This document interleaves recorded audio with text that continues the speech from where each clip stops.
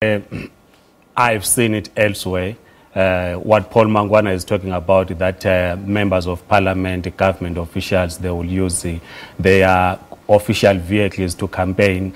But where I disagree with him is that they then use state resources like the freebies that they give to rural communities. Let me just explain the patronage system, how it works and how they abuse this system, ZANU-PF. They have in a village what we call the village coordinating person, the VTICO, who registers people to benefit from these freebies whenever they are being given. So each person in the village registers with the secretary every Wednesday from January to December, because on Wednesdays in Zimbabwe they respect this religious thing that you don't go to the fields, so they will always meet under the tree.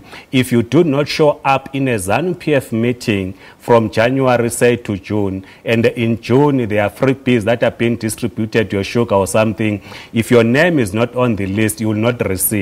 So villagers are therefore forced to attend those meetings for them so that whenever these freebies are available, they then benefit. So for you, therefore, to be registered, you must be a card-carrying member of ZANU-PF. This is how ZANU-PF organizes its structures in rural communities through the traditional leadership. And you attract them by giving them these freebies. So this is the advantage that ZANU-PF then he has in terms of also abusing state resources. Well, since you came back from Zimbabwe, when you were there, what has been your impression regarding election coverage of the media, both radio, television, and newspapers? Because at the moment, the sense we are getting from the MDC is that they did not get appropriate or balanced coverage. The majority of the working people in the cities, they are now on a satellite dish. You go to Bulawayo, a number of homes will have access to SABC. Your news channel is being largely watched in Zimbabwe. Yes, there are those that do not have access to this channel. They are then subjected to ZANU-PF propaganda, because ZTV is a ZANU-PF station. Then the rural flock will then have an advantage. There's what is called the Studio 7, which broadcasts from Washington, that broadcasts in rural communities, which normally carries the opposition message to rural communities, because your radio, state radio in Zimbabwe, does not feature much of the opposition. So the majority of the people in Zimbabwe largely depend on radio for news information. So Studio 7 then it comes in handy to broadcast in the evening, and then ZANU-PF uses a state media. So definitely the opposition is being excluded in the state media. Let's turn our focus now to people in the diaspora. Are the Zimbabweans who did not get a chance to come back home to vote, would they be interested to come back home? And secondly, really after these elections, what does this era represent for them? Well, the contesting parties in Zimbabwe, they did not invest much in the diaspora in terms of mobilizing the diaspora community. Unlike in 2000 and 2002, you will recall that in 2002, on the voting weekend, more people traveled to Zimbabwe, but this past weekend, very few did travel to Zimbabwe. So we will blame firstly on the poor organization by the opposition parties themselves to organize the diaspora community. But secondly, we have been campaigning for a diaspora vote, which is being rejected. So it then becomes difficult for the people in the diaspora to go and cast their vote. And thirdly, when the voter registration happened in Zimbabwe between September to about February, the mobile voter registration, it was during the time that also from October here, Zimbabweans were applying to renew their special permits offered by the Department of Home Affairs. So someone applying for a special permit, then you have to calculate, should I then go across, or should I then wait, apply for my permit, then travel to Zimbabwe? So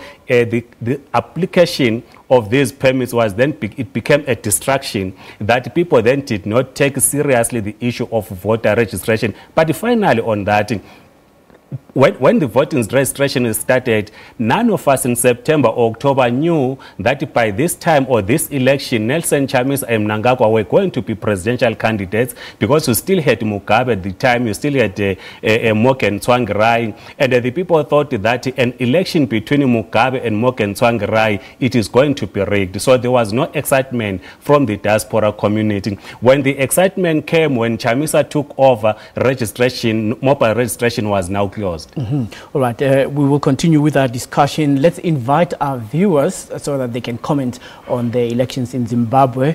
All right, the number will be appearing on your screen that you can be able to call. But at the moment, let's also touch on the issue of who may win the elections. I mean, like, look at the balance. It's not a foregone conclusion that Mr. Mnangagwa will retain power, and also it's not a foregone conclusion either that Mr. Chamisa will win the elections. So whoever wins, what is it like that you think they should do going forward? I mean, like, the first thing that they have to do once they get in office. Well, when you look into their manifestos, they are not different. Their economic policies, they are not different.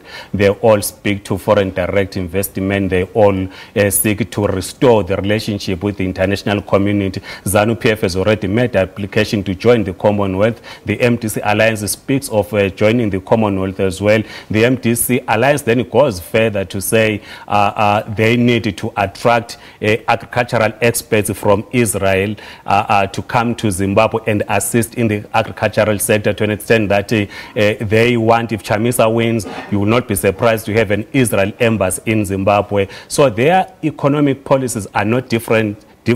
They are all advancing a neoliberal agenda. You will also know that ZANU-PF is now restoring its relationship with the Conservative Party in Britain. As the MTC Alliance went to this election, it didn't have the traditional funding that it received, particularly from the British. All right, hold on, then we're going to have to take a caller now who's on the line. Sanodi, welcome. All right, we have Cornelius who is calling us in Zim. Cornelius, welcome. Yes, I just want to comment on the situation in Zimbabwe. Go ahead. Nicholas, go ahead. Yes, yes, can you hear me? Yes, I can hear you. Please go ahead. Yes, I've been following up on these elections, and a lot of people are hearing they celebrating that Chamisa has won, and it's all this rumors circulating on the social media, and which is not true. And by so doing, it causes a problem in our country, because at the end of the day, if MDC doesn't win, then what's going to happen? Then it's going to be a problem. And the thing that people don't know at the moment is, some of them, they don't know, is Chamisa has been promising a lot of things, of which he has been saying that he can, if he wins the elections, within a week, the country will be going back to normal. That won't happen. Zimbabwe needs about 5 years to go back to normal. All right. Thank you very much for that insight. Actually, we saw even on Twitter that many people have been circulating fake news that the results have been published. What's your view on that? Well, you'll know that after the polling stations closed at 7, counting started and the results were posted outside. So the results that you could access were the results in the urban center. So this is why we were bombarded with these fake news. The results are now coming in from rural areas. As I was coming in, there seemed to be some kind of quietness from those that have been feeding us heavily these results, fake news results. But the point we should understand is that the MTC generally, even though it has diverted from its mandate as a part of the working class, it was formed by the working class in Zimbabwe. The working class still have faith in it. The working class voted for the MTC Alliance in this election. ZANU-PF still retains its support in the rural base. It has been relegated to a rural political party. But the point is, the rural populace in Zimbabwe is higher than the urbanites. So this is why it is then getting this support that is receiving, using patronage and so forth in rural communities. All right. We have Jacob from Boxburg. Jacob? Hey, how are you? I'm okay. Please go ahead. Thank you, man. You see, I had a caller who was on the line just now regarding the issue of Chamisa promises and stuff. What I need to comment is the elections in Zimbabwe are very volatile and dynamic. And I think what Chamisa and BIT are doing is just trying to contain the situation and guard against rigging. In terms of what actually is happening and how somebody will know that they have won the election or not, there's a comment that Mnangagwa made, if you follow his Twitter, to say there are signs that they are already winning. Also, Chamisa made the same necessary, the same comments about winning resoundingly. But what I would want to say is, right now, ZEC, which is the body trusted with announcing the results, is taking a long time to come just address the people regarding the results. You see, elections, you don't need to create impatience, guesswork and stuff. Most of the urban voting centers have been closed, results collated and stuff. If ZEC needs credibility, it needs to start doing the necessary international standards that would be recommended. Let me ask you this. What do you make out of the confidence and enthusiasm from Nelson Chamisa that he has won the election? I mean, don't you think he should rather wait for the results to be announced and hold his horses? Your question is very, very... Yeah, your question is very important, and you put it across very, very, very, what can I say, clearly. But what I would say is that for South Africa, Julius Malema or Mus Maimane can wait for elections and wait for the results because there is that IEC. You see, there's a difference between IEC and ZEC. If with ZEC, you are quiet and you don't do parallel, collating of the numbers, they will dupe you. Because right now, what Chamisa did, I think, which is right for any other contesting member, is to collect parallel to the system. They have got agents on almost every polling station, so they know whether the results they've won or they didn't win. They didn't win the elections. All right, let's leave it there. All right, thank you very much, Jacob from Boxback. We have Lexi from Cape Town. Welcome, Lexi. Good afternoon. Good afternoon. I would like to talk about the results of the election, apparently. Yes, please go ahead. So my thinking is, okay, there are certain things that have been said surrounding the election, the coverage and all, but I think it all comes down to the result now. I think a lot of people have a lot of opinions and perspectives when it comes to the results. But my biggest question is why does it take so long for the results to come out in a very small country like Zimbabwe? Like to add up all those votes, it's something that can take a day or less. Why then are they saying the final election results are going to come in on Saturday? But on the other hand, Lex, you must remember that if you have an election now and release the results now, you would be having other people coming from other quarters of the opposition or other political parties saying that the results could have been rigged, or they could have just made an announcement with an impression that the other parties did not get enough votes. No, but then as it stands now, I think this delay and everything, just like now, I'm one of those people who is waiting to hear the ZEC chairperson announcing the results. And apparently she had said 3 o'clock. Now it's like 3:30. She's not there. She's not saying anything. So that I think it builds something very negative from the people to think of what is going on, considering the history that the Zimbabwe Electoral Commission that they have when it comes to the handling of elections. I think that raised a very negative, a very negative impact. Lexi, we'll hear from Peter about what you are calling a delay. And on the other hand, we must remember that it is the prerogative of the ZEC to decide on their checking again and rechecking the results to make an announcement. If they're not ready now, what gives us the legitimate right to accuse them of creating suspicions regarding announcing the result, not at 3 o'clock as they had announced? But we'll cross live to Peter in a jiffy. Let me get your comment on that. You see, those that contested the elections yesterday, candidates, your council, your MP candidates, they now know the results. Those that have won, they know that they've won. Those that have lost, if you check on social media, they're already congratulating their competitors to say, I did my best, but I lost. Congratulations to you.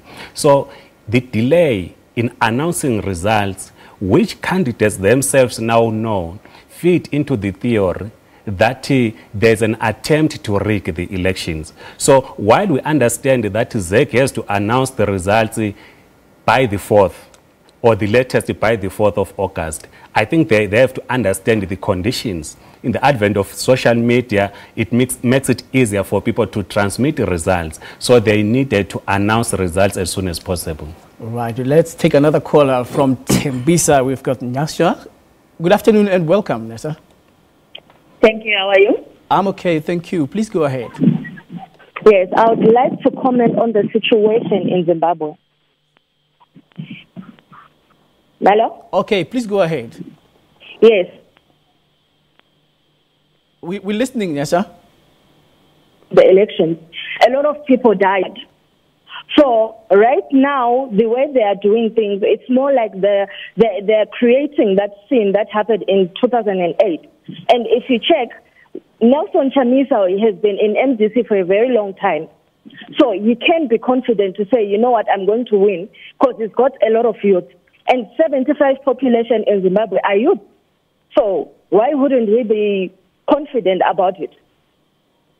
A very interesting view about this confidence that we talked about from Nelson Chamisa. But we know Nelson Chamisa, what he said when he cast his vote. He said he was there just to confirm that they've won. So he's keeping that line. He's trying to rally his supporters to say, this is the victory, we've won this thing. This is the same message that he has been saying in his rallies, that they've already won. But look, numbers should be giving us to say, has Nelson Chamisa won the elections or not? But one thing about this campaign, Nelson Chamisa did pull the crowd. But the biggest challenge in his campaign is that while he was pulling the crowd, he did not have sufficient foot soldiers who were doing door-to-door campaign in communities.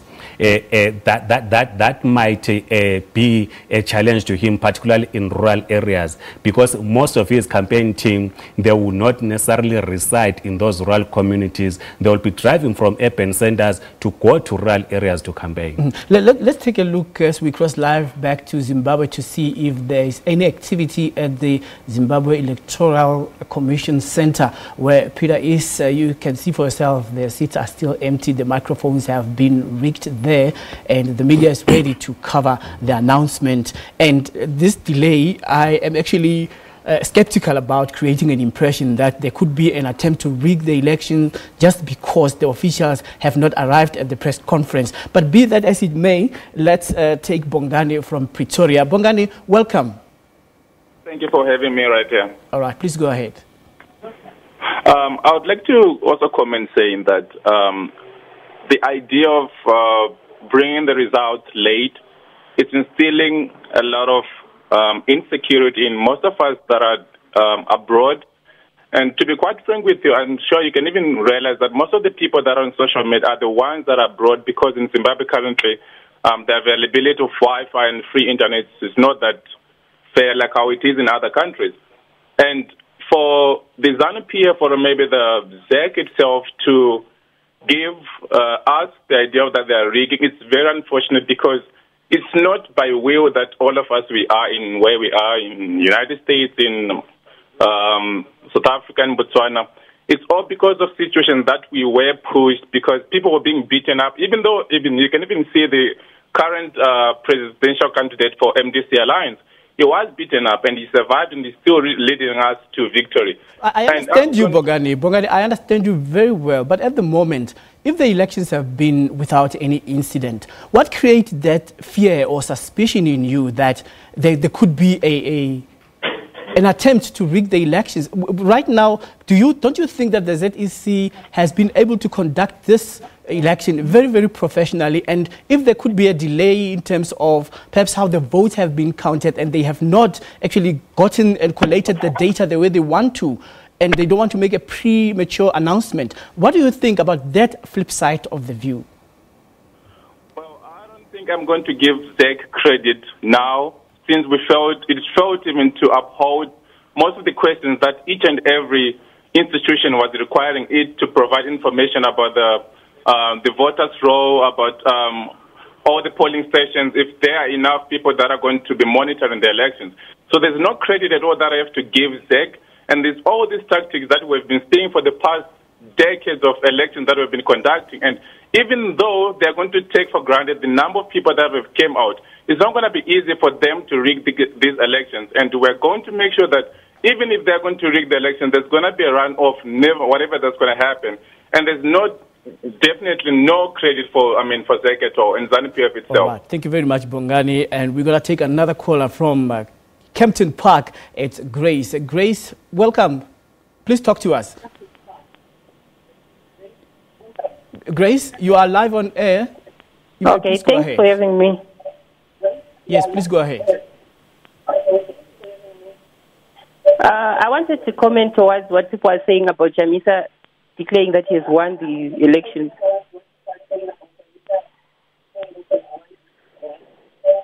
He has the right to do so because MDC had won this election long back before they had the joint government. Okay, I guess she made a point, very important bonda, so to say. Now, let's go back to the issue that we were discussing about Zimbabweans in the diaspora, because many of them are watching and would want to be calling back now. And the question that I asked you earlier, it was about this homecoming time for them and how they can contribute towards the restoration on Zimbabwe, and also what's in it for them. What's your perspective regarding that?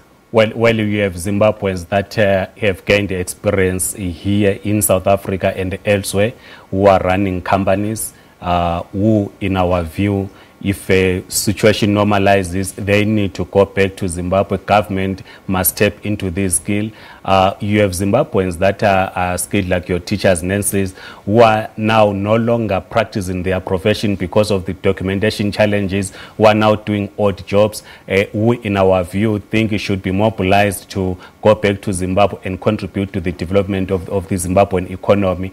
But the people will simply say, we were not asked to leave the country, therefore government should not ask us to go back. What it has to do is to create a conducive environment for the people to return. I believe that if a conducive environment is created in Zimbabwe, there is confidence in the banking sector, jobs are created, quite a number of Zimbabweans will want to return to Zimbabwe. But there are those that have already settled in the countries where they are. They have children that are going to school.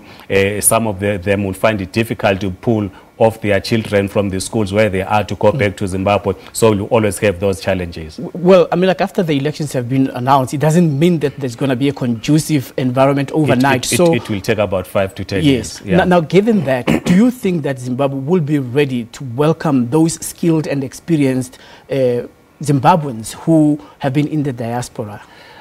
This is what a new government ought to do. As the communists ourselves, we have called for a national economic dialogue that should involve the diasporans. Because when you talk of reviving the economy, you are talking about capital. Some of these Zimbabweans have access to capital, and we believe that they can contribute their capital in rebuilding the economy, opening up some industries in Zimbabwe. You will know that last year in December, President Mnangagwa did call a meeting at the Zimbabwean embassy. It was packed because the Zimbabweans wanted to hear about the projects that are available where they can invest. But the complaint that we then had from the people that attended was that President Emmerson Mnangagwa was speaking about the mega deals, which a lot of people who are your small, medium business people could not afford. So there must be a look into the small scale business people who can go back to Zimbabwe and contribute. All right. Thank you very much. Hold on to that thought and we will continue with our discussion. We're going to take a break, and when we come back, our rolling coverage on the Zimbabwe elections and, of course, the results counting continues after the break. Stay with us.